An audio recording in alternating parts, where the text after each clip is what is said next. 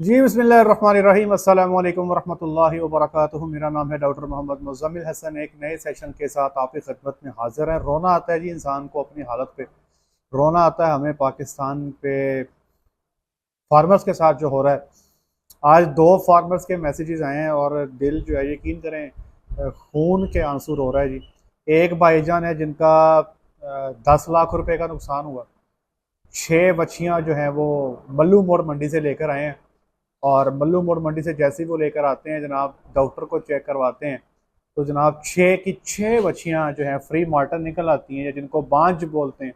1,90,000 के पुट्ठे में लेकर आते हैं और जैसे ही वो बच्चियां आपके पास आ जाती हैं, डॉक्टर साहब चेक करते हैं तो पता लगता है भाई ये तो बच्चा ही नहीं दे सकती। मैं ना पूरी की पूरी मैंने कन्वर्सेशन जो है, जो फार्मर के जो मैसेजेस हैं वो मैंने रिकॉर्ड किए हुए हैं। मैं भी आपके साथ चलाता हूँ, वो मैसेज भी सुनिएगा। पहले तो इनकी बात सुने ना कि ये कितने की बच्ची लेकर आए, कहाँ से लेकर आए, कैसे सेल की। जब सेल की तो कसाई के पास जाके क्या हुआ, कसाई ने आगे किसको सेल की, और फिर वो मल्लू मोड़ में दोबारा कैसे पहुंची। तो पहले तो ये आप ऑडियो सुने।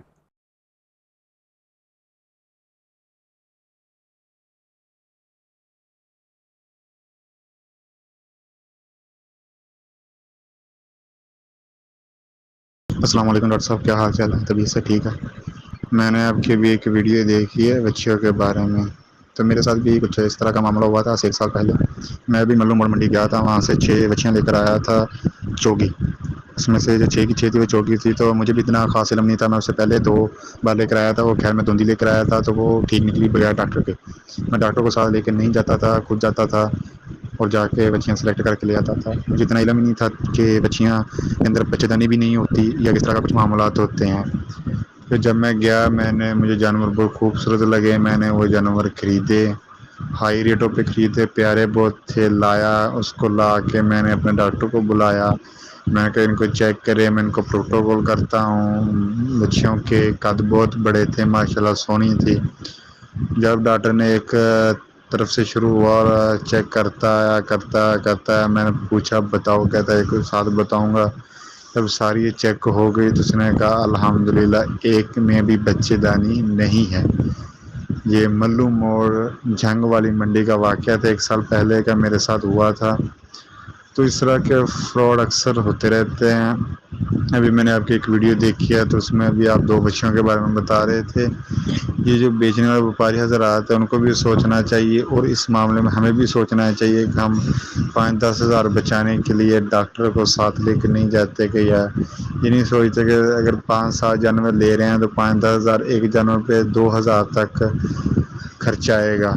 लाखों का नुकसान कर बैठते हैं वो जानवर। बाद में मैंने कांटों में बेचे थे व्यापारियों को गोश्त के रेट पे। तो इस तरह की चीज़ें सीखने को मिली हैं। आपकी वीडियो देखते हैं, अच्छी लगती हैं। अस्सलाम वालेकुम सर, ये बताएं कि आपने वो बच्चियाँ कितने में परचेज़ की थी आपने, और क्या ये आपकी ऑडियो मैं अपने यूट्यूब चैनल पे इस्तेमाल कर सकता हूँ? उसकी वजह ये है कि इससे लोगों को पैगाम देना चाहते हैं कि आप लोग जो हैं जिनको चोटें लगी होती हैं, आपका मैसेज जब लोगों तक जाएगा ना तो लोग जो है ना बहुत बड़े नुकसान से बच सकते हैं। तो एक तो मुझे ये परमिशन दें कि आपकी ये ऑडियो मैं एक वीडियो में इस्तेमाल कर लूँ, और दूसरा ये बताइएगा कि आपने जो परचेज़ की थी बच्चियाँ वो किस सन में की थी और कितने की परचेज़ की थी आपने? वालेकुम सलाम डॉक्टर साहब। जी बिल्कुल, मैंने आपको मैसेज भी इसलिए किया था ताकि मेरी वजह से कोई इंसान किसी बड़े नुकसान से बच जाए, तो मेरे भी आपको मैसेज करने का हक अदा हो जाएगा।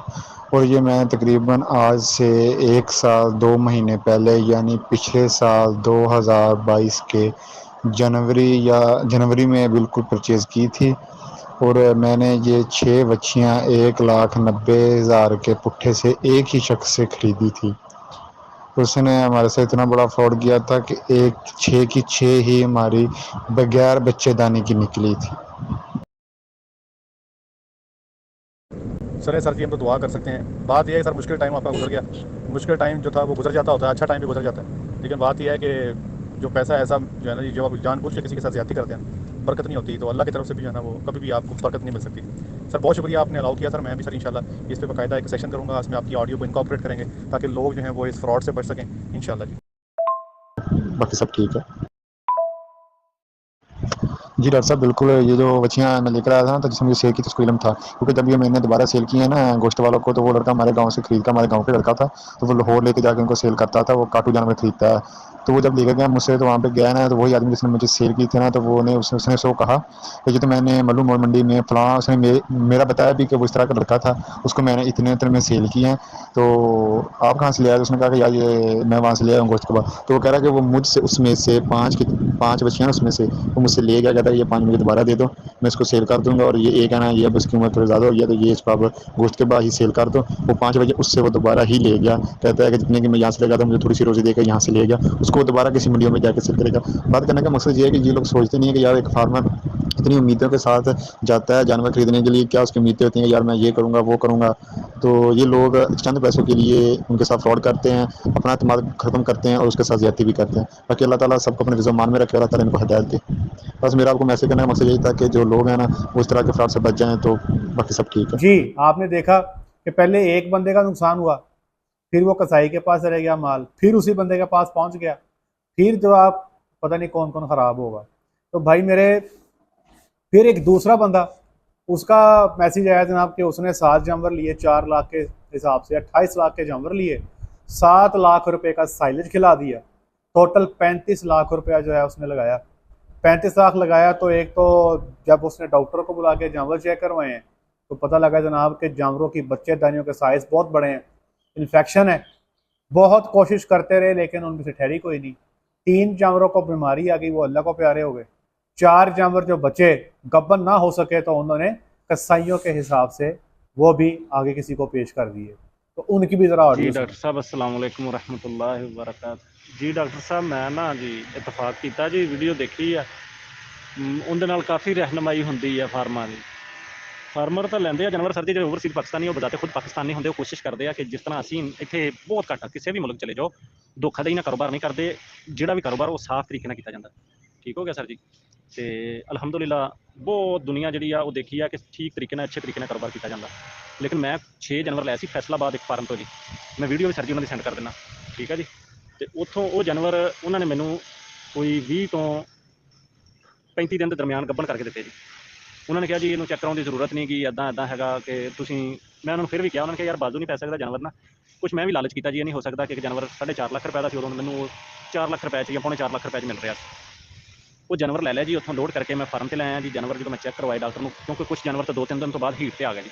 ਜਦੋਂ ਉਹ ਚੈੱਕ ਕਰਵਾਏ ਗਏ, ਤੇ ਜਾਨਵਰ ਡਾਕਟਰ ਨੇ ਮੈਨੂੰ ਕਿਹਾ ਕਿ ਇਹਨਾਂ ਦੀਆਂ ਓਵਰੀਆਂ ਨਹੀਂ ਸਹੀ ਹੈਗੀਆਂ ਅੰਦਰ, ਉਹ ਡਾਕਟਰ ਬੈਸਟ ਜਾਣਦਾ ਜੀ। ਫਿਰ ਸਾਰੇ ਚੈੱਕ ਕਰਵਾ ਦਿੱਤੇ ਗਏ, ਤੇ ਸਾਰੇ ਦੇ ਸਾਰੇ ਜਾਨਵਰ, ਕੋਈ ਵੀ ਜਾਨਵਰ ਨੂੰ ਟੀਕਾ ਨਹੀਂ ਰੱਖ ਹੋਇਆ, ਸਾਰੇ ਜਾਨਵਰ ਅੰਦਰੋਂ ਠੀਕ ਨਹੀਂ ਹੈਗੇ। ਫੈਸਲਾਬਾਦ ਇੱਕ ਫਾਰਮ ਦਾ ਮੈਂ ਨਾਂ ਨਹੀਂ ਲੈਣਾ ਚਾਹੁੰਦਾ, ਉੱਥੋਂ ਹੀ ਉਹ ਆਏ ਜੀ। ਠੀਕ ਹੈ ਜੀ। ਤੇ ਉਹ ਜੀ 3 ਉਹਨਾਂ 'ਚੋਂ ਸਰ ਜੀ ਉਹ ਬਫ ਦੀ ਬਿਮਾਰੀ ਆਈ, ਤੋਂ ਐਕਸਪਾਇਰ ਹੋ ਗਏ, ਤੇ 3 ਜਾਨਵਰ ਮੈਂ ਐਤਕੀ ਗੋਸ਼ਤ ਦੇ ਭਾਅ ਨਾਲ ਉਹ ਸੇਲ ਕਰਕੇ ਆਇਆ। ਮੈਂ ਵੀਡੀਓ ਉਹਨਾਂ ਦੀ ਲਾ ਦੇਣਾ, ਭੇਜ ਦੇਣਾ ਸਰ ਜੀ, ਤੇ ਮਿਹਰਬਾਨੀ ਕਰਕੇ ਇਹਨੂੰ ਵੀ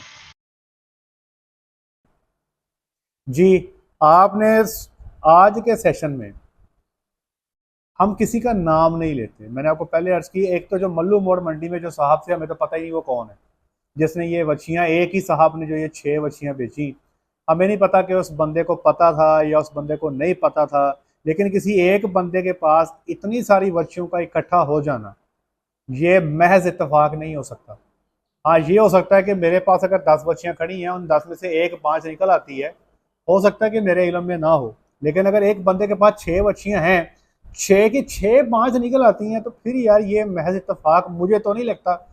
और इसी तरह जो दूसरे साहब हैं, मैं अक्सर औकात फार्मर को एक सवाल करता हूँ कि यार आज का सोने का जो रेट है वो 2 लाख से ऊपर है फ़ी तोला। अगर डॉक्टर मुजम्मिल आपसे ये कहे कि आप 1.5 लाख रुपये मुझसे फ़ी तोला सोना ले लें, तो यार आपके जहन में ये बात आनी चाहिए कि ये मार्केट के रेट से इतना नीचे रेट क्यों दे रहा है।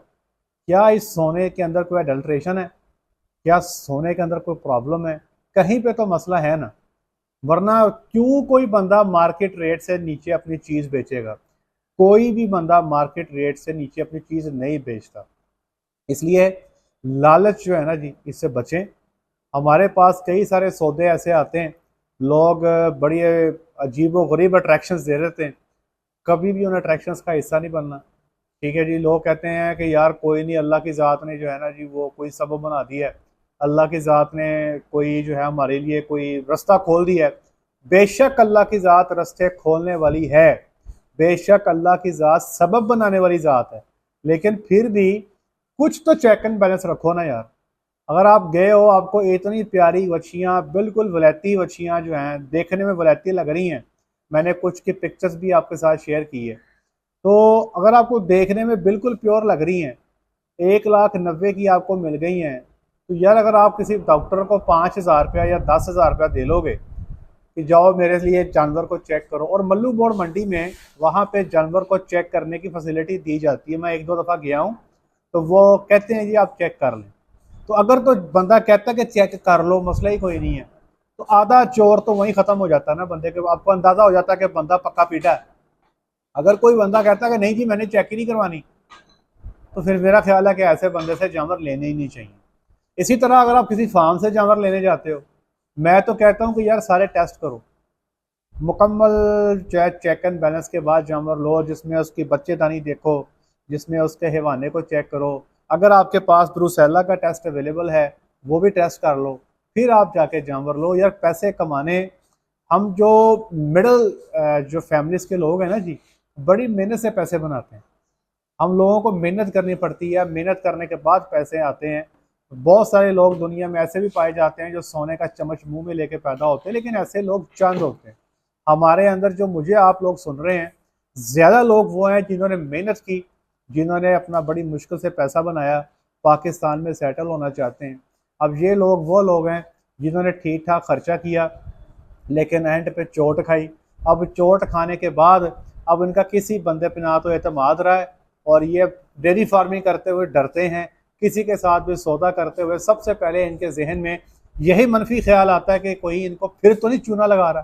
तो मेरा बात करने का यहाँ पे मकसद ये है, तो वो लोग जो जानवर बेचते हैं, अगर आपको पता है कि जानवर बांझ है और आप किसी बंदे को इसलिए सेल कर देते हो कि उसने ब्रीड करना है, तो इस पैसे में बरकत नहीं होगी, आपको घर में सुकून नहीं मिलेगा, आपके घर के प्रॉब्लम ख़त्म नहीं होंगे, आप सुकून से रात को सो नहीं सकते, आपकी ज़िंदगी में चैन, आराम, सुकून आ ही नहीं सकता। कॉल काट दें डॉक्टर साहब, ये बात मेरी याद रखिएगा। हराम पैसा जो है ना, जो किसी को डॉज करके लिया जाता है, इसमें कभी बरकत नहीं है। हमेशा के लिए आप चेक कर लीजिएगा। लोग कहते हैं फलाने को हराम बड़ा रास आ गया, और रास कोई नहीं आता। तो ये देखें कि उस ज़िंदगी में उसके आसानियाँ कितनी हैं, ज़िंदगी में कितना कंटेंटेड है, कितना मुतमईन है। लोगों के पास बड़ा बड़ा पैसा होता है, ज़िंदगी में सुकून, आराम, चैन वाली चीज़ नहीं होती। और एक बंदा बेचारा 10,000 20,000 कमाने वाला रात को सुकून से सोता है। ये मेरे अल्लाह की अता है, और ये माल के पकीज़ा होने की, माल के बाबरकत होने की निशानी है। तो मैं एडवाइस करूँगा वो तमाम लोग जो माल बेचते हैं, उनसे गुजारिश है, बेशक आप जितनी मर्ज़ी खैरात करने वाले हों, लेकिन अगर आप धोखाधड़ी से पैसा बनाते हो, तो ये पैसा जो है ना जी, आपकी ज़िंदगी को सिर्फ सुकून इसका ख़त्म कर सकता है, सुकून ला नहीं सकता। और याद रखिएगा, रिज़्क़ अल्लाह ने आपके हिस्से में लिख दिया हुआ है, जो सिर्फ आप दुआ के ज़रिए या अल्लाह के रास्ते में खैरात करके बढ़ा सकते हो। ऐसे 2 नंबरी करके किसी को चूना लगा के आप रिज़्क़ नहीं बना सकते। और वो लोग जो पैसा खर्च करने वाले लोग हैं, वो 5,000 10,000 20,000 50,000 बचा के किसी डॉक्टर को साथ नहीं लेके जाते, खुद सियाना बनने की कोशिश करते हैं। उनसे भी गुजारिश है कि अपने इलाके के समझदार डॉक्टर्स को साथ ले जाएं। लाखों रुपया लगाने जा रहे हो, उसको सेव करने के लिए, उस पैसे को बचाने के लिए, उस इन्वेस्टमेंट को सेव करने के लिए कुछ खर्चा कर लें। ऐसे किस्से और पता नहीं कितने मेरे सामने आने। ये मेरे बात करने का मकसद ये है, आपको समझाने का मकसद ये है कि आप लोग ये नुकसान ना करें। इन भाइयों का बहुत शुक्रिया जिन्होंने मुझे अलाउ किया कि मैं इनकी ऑडियो को अपने चैनल पे इस्तेमाल करूं। इन्होंने मुझे परमिशन दी, ताकि ये चाहते थे कि जिस तरह इनके साथ ज़्यादती हुई है, किसी और फार्मर भाई के साथ ज़्यादती ना हो। आज के लिए इतना ही। और इससे पहले कि मैं सेशन को एंड करूं, मैंने डिस्क्रिप्शन में एक अपने बैकअप चैनल का लिंक दे दिया है, उसको भी जाके सब्सक्राइब कर लें। आज के लिए इतना ही। अपना ख्याल रखें, दुआ में याद रखें, 5 वक्त की नमाज बाद जमात अदा करें। सलाम अलैकुम।